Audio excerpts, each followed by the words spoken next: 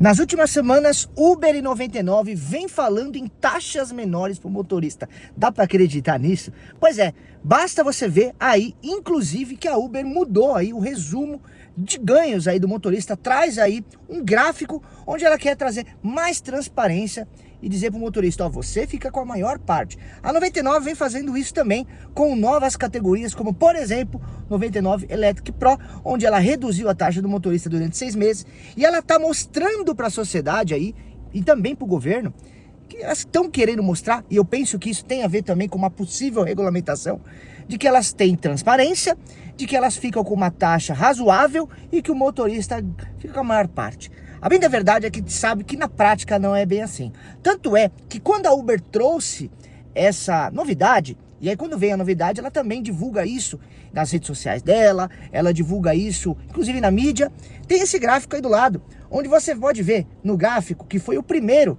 informação institucional da empresa, onde ela mostra que a empresa está ficando aí com apenas 10%. A gente sabe que na prática isso não é bem verdade. Se você agora, nesse momento, for ver o seu detalhamento de ganhos, você vai ver, ó, vou dar um exemplo aí de um colega que me mandou e questionou isso aqui, ó, que ele me passou, ó, Daniel, o que é isso? Ele me perguntou, né? No caso dele, a Uber ficou com 26,1%. E os impostos, taxas governamentais, né? Tarifas para terceiros, nesse caso, ficou apenas com R$ 1,34.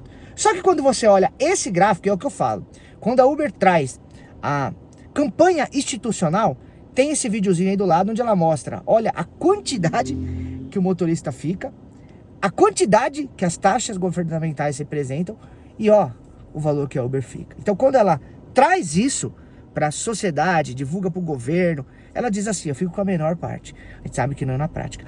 Na prática não é bem assim. Vamos falar sobre isso no vídeo de hoje. Para você que está chegando agora e não me conhece, meu nome é Daniel, motorista de aplicativo aqui na cidade de São Paulo desde 2016.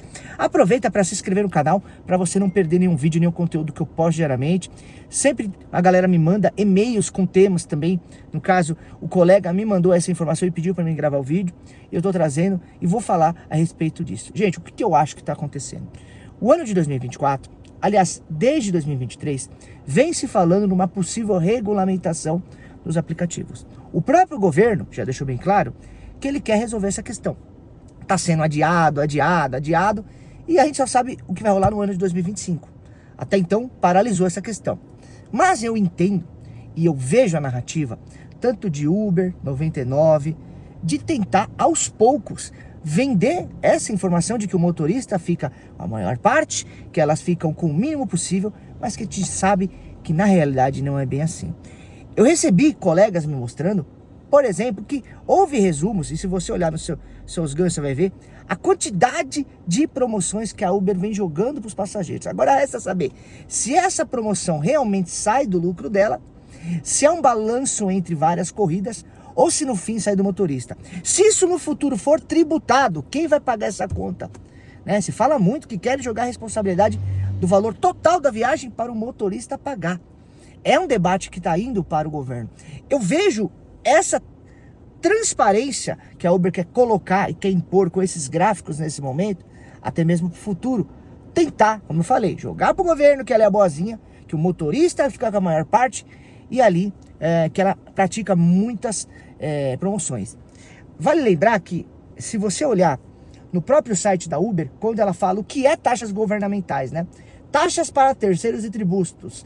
Esses são valores cobrados dos passageiros para contribuir com tributos pagos como taxas públicas, do poder público, né? Taxas para aeroportos, pedágios, entre outros. Sabe quando você pega aquela corrida no Rock in Rio, quando foi no Rio de Janeiro, a galera falando que estavam absurdas as corridas? Sabe quando tem o aeroporto? Sabe quando tem eventos? Parece que para Uber ter exclusividade em alguns pontos, ela tem que pagar alguém para estar lá, para ter exclusividade. A gente não sabe o que de fato acontece. O que acontece por trás, me estranha muito essas taxas governamentais. Você vê que quando é uma semana comum, o motorista vai lá e faz realmente a maior parte, fica com ele, como nesse caso do print, você vê que quase não tem taxas e impostos. Quando vai ter, um pedágio, alguma questão de aeroporto, mas na prática não tem muito. Quando você vai para grandes eventos, aí sim. Então, eu sempre vim falando aqui, galera, o motorista, ele é um número. Entenda isso, você é um número hoje. O governo A Uber quer a parte deles. Quando o governo coloca um evento e quer cobrir exclusividade para a Uber estar ali, ele cobra caro. O passageiro paga e uma fatia vai para aquele evento.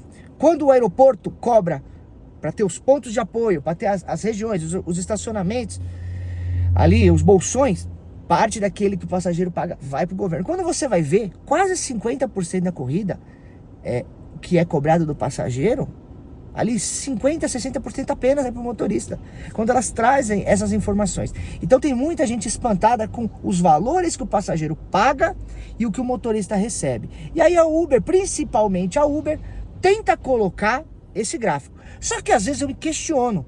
Por que eu me questiono? Porque quando você vai para o InDrive, ele só paga 10%.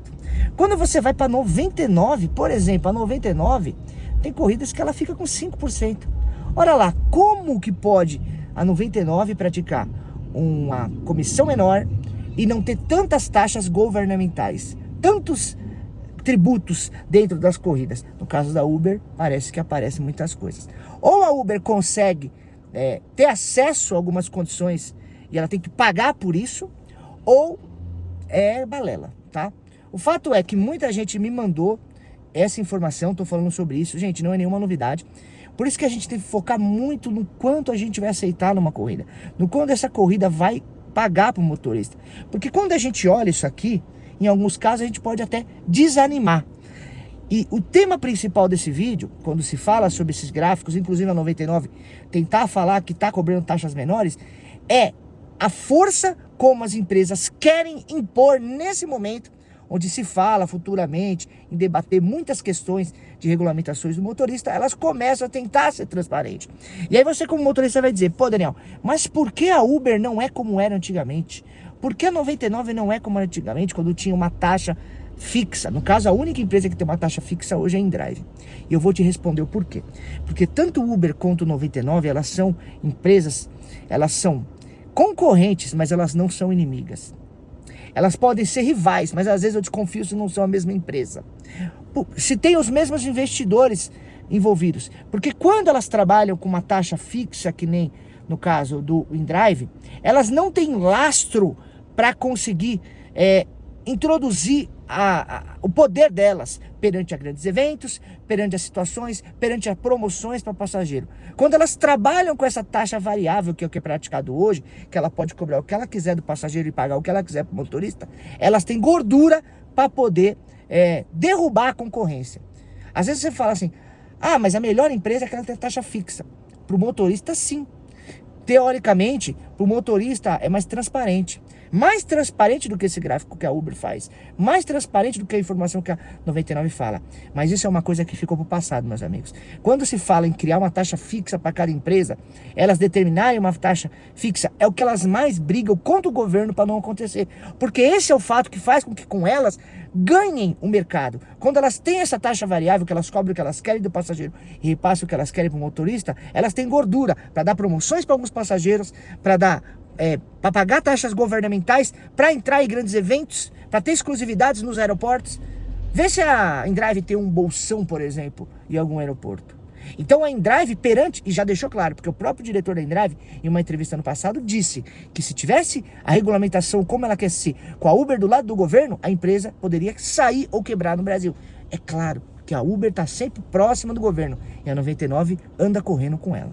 Então quando vem esses gráficos, não ache que é apenas transparência da parte delas, e sim tentar vender para a sociedade, para o passageiro, tentar vender para o governo, que já sabe, e tentar vender para os motoristas novos, que as empresas praticam uma transparência. O fato é que, se elas quisessem transparência de fato, elas teriam uma taxa fixa, como era antigamente. Mas não vou fazer isso, porque esse é o grande segredo delas estarem batendo lucro sobre lucro em cima das corridas. E eu finalizo o vídeo deixando aqui um questionamento que um colega até me mandou. Dá uma olhada hoje no Reclame Aqui. Qual é a empresa que tem o maior número de reclamações? Em primeiro lugar, Uber, 11.284. Em segundo lugar, Claro, Vivo, e assim vai para frente. Ou seja, é reclamação de motorista? É reclamação de passageiro? Pois é.